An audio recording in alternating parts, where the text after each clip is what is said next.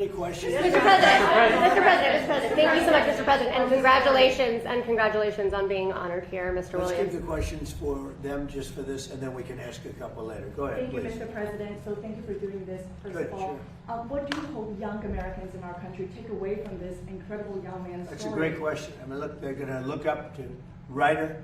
They're going to look up to Nathaniel, the way Nathaniel handled it. He was cool considering the problems I was watching. You were very cool, and they're going to gain respect. I think, very importantly, they're going to gain respect for what these people do, having to do with lifeguards and having to do with safety. This was an unbelievable experience. Anybody watching, it's not my world, but I respect that world. I always had, but never maybe so much as I do now. So I thought you bring, to your profession, to what you do and what you do so well, you brought tremendous grace and experience, and really tremendous grace, tremendous a feeling that it's so amazing to see this happen, to see it before your eyes. And I don't think any other, I've seen surfs, I've seen rescues before. I've never seen anything quite like this. It's been a great thing for your profession, and people are going to respect it even more, respect you even more. So I just thought it was really a very worthwhile event to have it at the Oval Office. So congratulations. Mr. President, Okay, so I actually have a If you don't question. mind, can I have a question for the young gentleman Go as ahead, well? sure. So first of all, a lot of people were very inspired by what you did. Can you tell us what was going through your mind at those dangerous moments, and what would you like to do in the future? How has this experience as a lifeguard shaped you? In those dangerous moments that we have, we always try to fall back on our training. We are trained so well by many to handle that situation as best we can. So I really was thinking about how to get the boy out of the water as fast as I can. And for shaping my future, I want to be a firefighter in the future. Hopefully go through paramedic school. And He's off to a good start. We'll give him recommendations. We may have some good recommendations. Go ahead. Can I, sir? First of all, thank you. You are an inspiration for all of us, I think, and especially you give us hope for your generation. And along those lines, do you have a message for your generation about service and what you're doing? I hope that everybody can take away from this and try to help more people. Try to look out for everybody around you, and just try to help everybody out as much as you can. What's the average age of a lifeguard in your area? I'd say a lot of this last year, a lot of them were 16 to 17 years old. And you have some that make it a profession, right? Yes, sir. A lot. So do you have 35, 40, 45-year-old? Yes, That's sir. great. And they lead a beautiful life on the surf, right? Yes, sir. And they would rather do nothing else, Yes, sir. right? That's very good. I think it's great. Mr. President, on a different topic. Yesterday, Well, John. wait, let's finish on this topic. This is very exciting to me. Mr. It's so exciting to see something like this happen. He's a real hero. When you see that, I don't know if I'd do it. I wouldn't probably. You're lucky I wasn't. You're lucky I wasn't on service that day. I don't know. But no, he's a real hero. It's an amazing thing. And he's a real lucky guy, too. God was watching you, right? Great. Go ahead, please. Mr. President, I do have a question about Iran, but I would like to ask you something about the rescue as well. Following this, there's been a push in Congress to officially affirm that open water lifeguards should be recognized as first responders. That would apparently really open up access to benefits, more federal programs. Would you support that? Well, I think they have gone a long way to get that done. Something most people don't talk about. We have a lot of other things we talk about. And first time I've ever heard the question, but this is something that's been going on, I guess. Is that right? I'd like to put my weight behind it. So let's take a look at it. Very important. Yeah, and Yeah. on Iran, I like the idea. Thank you for the- Why do you ask that question? I mean, is this something that's been discussed very Members much? of Congress have been talking about it in the wake of the Well, I think in yeah. the wake of what happened here, there's a possibility something like that would happen. And Mr. President, your memorandum of understanding with Iran expires today. Are you any closer to reaching a final deal on ending Iran's nuclear Let's program finish today up. than you were 60 days ago? Let's finish up with Ryder, and then when we're done, we'll answer a couple of those questions. Yeah? Thank you, Mr. President, again. So for the young man, for those who trained in here, so as a parent, I'm very concerned when I see moments like those. What's your message to parents across the country who want to really improve their children's safety, especially when they're younger like this? Well, I think you have to be going to the right beach, number one, and I think you have to have lifeguards around, right? Because you could go to that water, it looked so beautiful the day. It was such a beautiful day, everything nice, the water didn't look that bad, and then all of a sudden you see these violent waves come in. That's what amazed me so much. I studied it, I said, this is incredible. I've never seen that kind of roughness in water. I've seen tragic things happen, but I've never seen water that looks so calm, and then every 15 seconds, the violence comes back in. I think really you probably have areas, I'll bet you have areas that you think should have, as you call them, guards, that don't have. Can you imagine having more guards along the coast, parts of the coast, that aren't guarded where people die? Yeah, certainly. The National Water Safety Action Plan and the California State Action Plan both call for more supervision, and by supervision, Do we lose a lot of we mean people lifeguards. due to lack of, covering an area? It can be challenging in some of those spots because of the economy to live there. It's Right. expensive. It's a coastal beach community, and there's $1 million homes on the beach, and our lifeguards are making a little more than minimum wage, but it can be challenging to live in those spaces, so it's hard to retain employees in those areas. As the lifeguards grow older and they want to make that a profession, which is a noble profession, they make much higher salaries, right? Yeah, yes. If they become I mean, they make a good living. if they become a full-time lifeguard, which in our department requires you to become a peace officer, I see, okay. Um, Well, that helps for that other question. it does. That's a livable wage, and they can become members of the community and live where they're working, and give back. So will you be doing it? You help so much with Ryder. Will you be doing it as a profession, or will you be doing other things later? So I'm actually a full-time firefighter paramedic with a fire department in California, and I've stayed on the books with state parks because I owe this program a lot, and it's done a lot for me. Oh, that's And great. I love being here, helping train people like riders, so I plan on staying around for a long time. That's great. Good job. That's fantastic. Yeah, please. Are you Policy okay? question, Mr. President? Go ahead. There's a lot of debate right now about these license plate scanners that are going up across the country. They're called flop cameras. People are worried that the police might misuse them. Have you heard of them? Yep. Or what's your stance? Well, it's being studied right now. You have pros and cons, right? It's being studied right now. We'll have an answer sort of as to our views on it over the next couple of weeks. Mr. President, yesterday John Ossoff said you'd rather travel with your aide, Natalie Harp, and build the ballroom than do your job as president. What is your Who said response, that? John Ossoff? You mean Pee Wee Herman? Pee Wee Herman lookalike? No, I would much rather do other things. We're building a great facility here. We're fixing a White House that hasn't been taken care of. You can look at this. This room was a disgraceful situation, the Oval Office, and it was let go. The whole building, the White House, was let go. The exteriors were falling apart. The columns were falling apart. The whole place was a mess. In addition, they've been trying to get a ballroom for the last 150 years. And when I said I was going to build a ballroom, the military yesterday could see me. And they say, sir, we have an opportunity to go down deep into the ground and build a military facility to go with the White House and to go with all of Washington, D.C., which would be so valuable. And then they came up with the drone port on top, which would be a major drone port to protect the White House and all of D.C. And all of those things added up, and it became much more than just a ballroom. And I said to myself, wow, what an opportunity. I mean, if I was just going to build a ballroom, I could have had it built very quickly, because I build very well and very quickly. We went 5 stories down into the ground. We did a lot of tremendous things for the military, things that they could never get. They said, this is an opportunity that we have because you're building the ballroom, that if you would be willing to spend more time, we would love to be able, we've been trying to do this at the White House for many, many years, and they've been trying to have a ballroom at the White House for many, many years. Now what happened is we used to use tents, and the tents are usually made of either a plastic material, or canvas. And they wouldn't stop a .22 caliber. They wouldn't stop anything in terms of safety. It'd be very dangerous. And they haven't used a tent for years. They haven't had any big, like we have President Xi coming on September 24th or so. I think it's September 24th.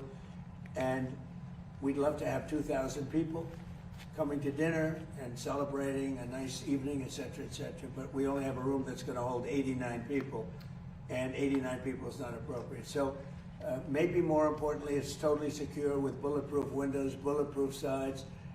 It's drone-proof. It's missile every at the top of the line, and we need it. And especially with what's happened, unfortunately, to the world, you could say. Yeah. So do you believe the ballroom was a big part of your presidency? This morning you said you would bomb the S out of Oman if they got in the way of reopening the Strait of Hormuz. Would you say you're out of patience with Oman as strategic No, partners I don't that think will they behave negotiate? very well, but we'd handle them very easily, just like we do others. Just based on your answer on the ballroom, Mr. President. Mr. President, I have actually two questions. Go ahead. There's a report by Center Square that nearly 24 Democratic attorney generals, months before your reelection, were basically planning already lawsuits against you, and wanted to see what your comment is on that. Second question. Well, I heard about that. I'm not surprised because they've weaponized this country like never before. The Democrats, or the Democrats as they call them, they've weaponized the country like nobody's ever seen anything like it. When you see the reports that are coming out now, that you would have never seen if I had not won the election in a landslide. But you would have never seen it if I didn't win the election.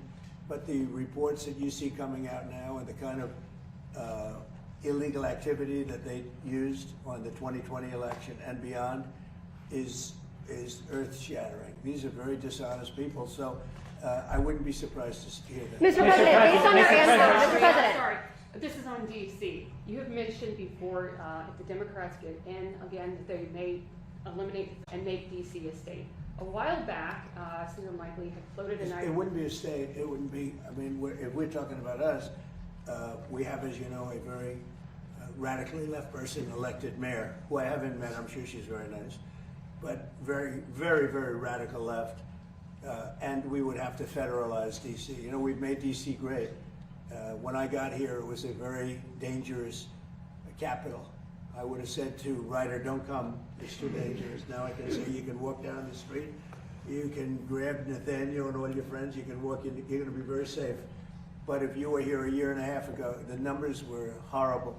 The crime stats, the murders, the death, the drug dealing, everything was, we have one of the safest, we've taken it from one of the most unsafe cities in the country to as safe a city as there is. Amazing what's happened to Washington, and it's our capital. We have to have a safe capital. And we did it through a lot of different reasons, but we also put the National Guard here. But in addition to that, the cleanliness, the new grass, the graffiti's all gone. We fixed up 82 monuments, fountains, and other things. The places, and when you see it in 6 months from now, it's going to be even beyond that. We're proud of our capital. I think these things are important. Whether you build, whether you do something to fix the White House where, you know, now they've never had a real estate developer, a good one, a real good one here before. They might not ever have one again. But, you know, fixing up our great capital is a very important thing. I think it's very important psychologically. It's very important from the standpoint of people being able to come to the country and not get murdered in the capital. People would come here. We had one of the worst, one of the most unsafe cities in the country. Now we have one of the safest. Just to finish, we had a real problem with restaurants. Nobody wanted to have restaurants, entrepreneurs, restaurant entrepreneurs. Now you can't get space. Every restaurant is packed. The place is booming. People aren't going to get mugged and raped and beat to hell and shot and killed in Washington, D.C. One of the safest places. Crime is down 84%, and I did that in a short period of time. It's also down in Memphis, where we went specifically, and it's also down in New Orleans. I was asked by the governor, could I do something, because they were having Mardi Gras. It was very bad, and they had the best Mardi Gras they've ever had, the safest Mardi Gras that they've ever had. And we could do it in New York, we could do it in California, we could do it in Chicago if we were asked to do it. But the crime stats in the whole country, we have down 15, 16, 70%, a record. Mr. President, on South Korea, Mr. President, on South Korea. Why hasn't Kim Jong-un responded to your request to have a conversation? How do you know he hasn't responded? Has he? Yeah, he has. Did you speak to him? Did you speak to him before you made the announcement yesterday? Where are you in conversation? I'm very positive. Well, just so you understand with South Korea, look, South Korea has been protected by us for many, many years.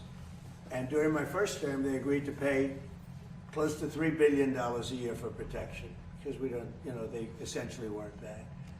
And I asked them to do that at my request. I said, not right. They weren't happy about it, but they agreed. I asked for $10 billion, and they were very unhappy. But we agreed for a short term that it would be $3 billion, and next year it would go up, and the next year it would go up, so they start paying for their protection.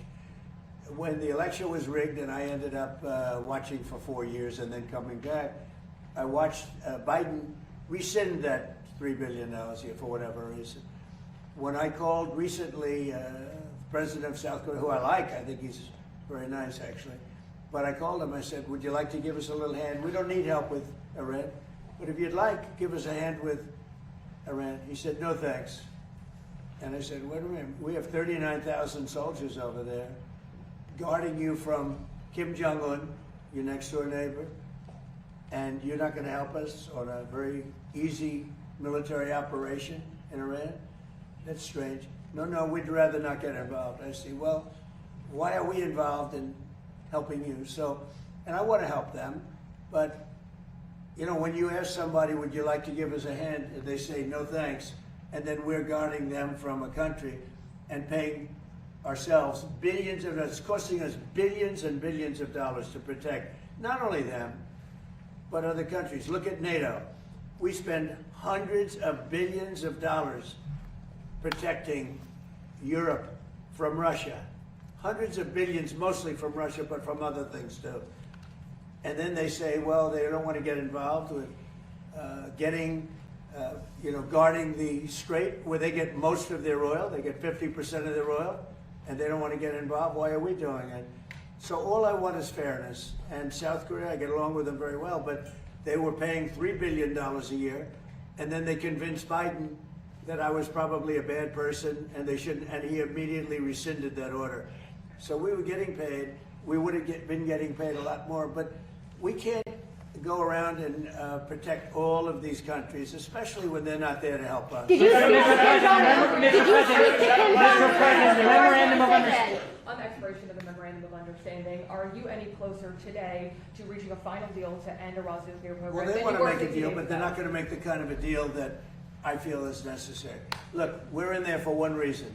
Iran cannot have a nuclear weapon.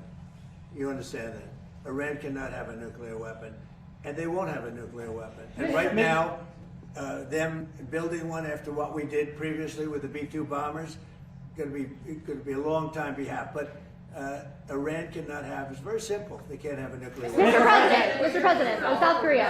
How do you respond to those folks who say that you are prioritizing the interests of adversaries in North Korea over our longtime partners by scaling back the military exercises? No, I'm making it much safer. You see, I'm actually making it much safer. Kim Jong-un has always treated me with great respect, and we met on numerous occasions, actually, 2 primary occasions, spoken and spent time. I understand him, he understands me. You're doing war games.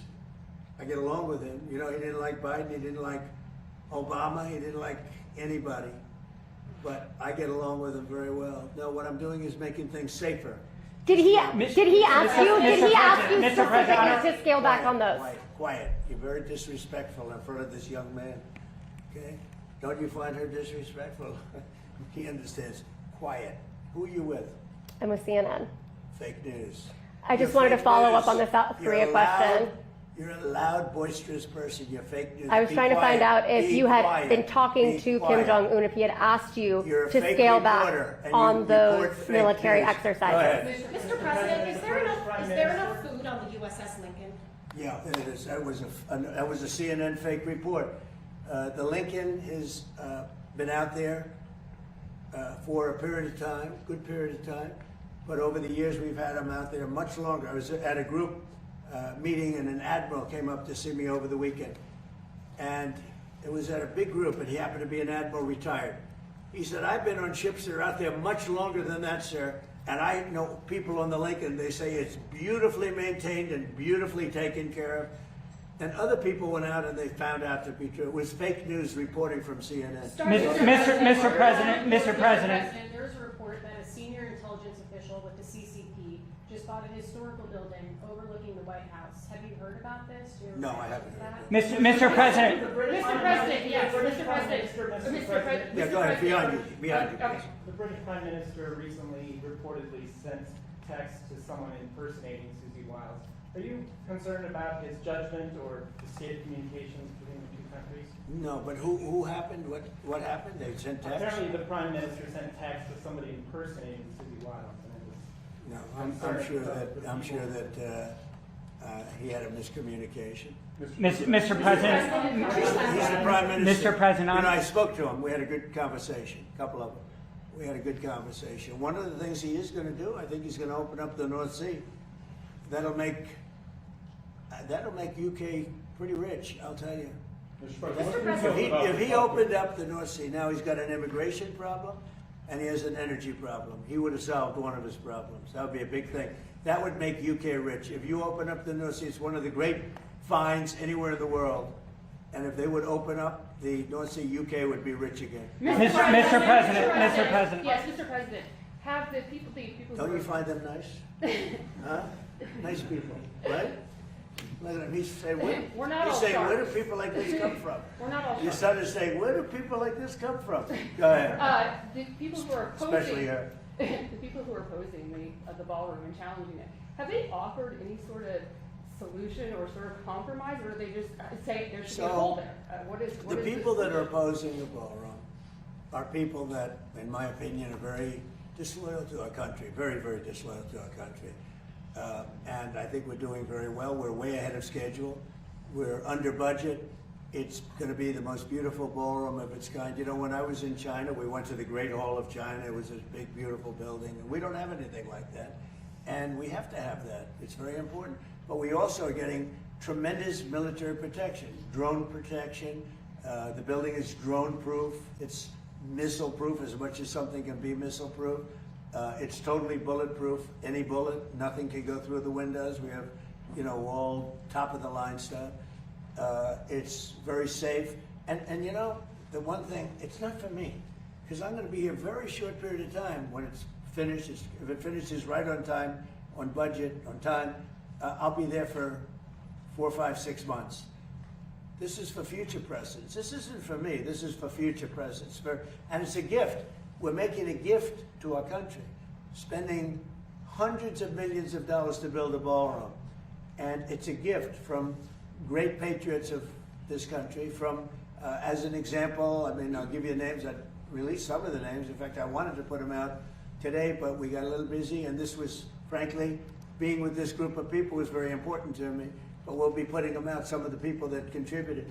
But this is a gift to the United States of America. No taxpayer money is necessary. And you can have the finest ballroom anywhere in the world. It's not something I wanted to do, but it's something that's needed. And again, I'm not going to get to use it very much, because by the time it's completed, I'll have 4 or 5 months left, 3 months, who knows. But we're ahead of schedule. It's going to be the best of it in the world, of its kind in the world. There'll be nothing like it in the world. It fits beautifully with the White House. It's gotten fantastic reviews, architectural reviews. People think it's incredible. And when you see it, you'll say, wow, that's really something. And that's what the United States is all about. We have to have that. But in addition to the ballroom, we're building a great military complex. The people that started the lawsuit, the head person, I believe, was fired. And she was fired from another event just before that. And she's the one that started it. It's the National Trust, but the National Trust for Historic Preservation. Now, they say it's a United States. They use the word United States, but it's not related to the United States. In fact, the United States doesn't even contribute to it. It has nothing to do with it. It stopped contributing when they realized there were nothing but troublemakers. Years ago, it stopped contributing. So this isn't like an official United States Bureau or United States agency. They stopped contributing to the National Trust. And it's called the National Trust. It has this great name, National Trust for Historic Preservation. They're a bunch of troublemakers that the United States, many years ago, long before me, stopped contributing to. The woman that started it was fired. She's no longer there. So this is the remnants of it. And the bottom line is they're trying to stop something, and they won't be successful. but they're trying to stop something that's almost completed. When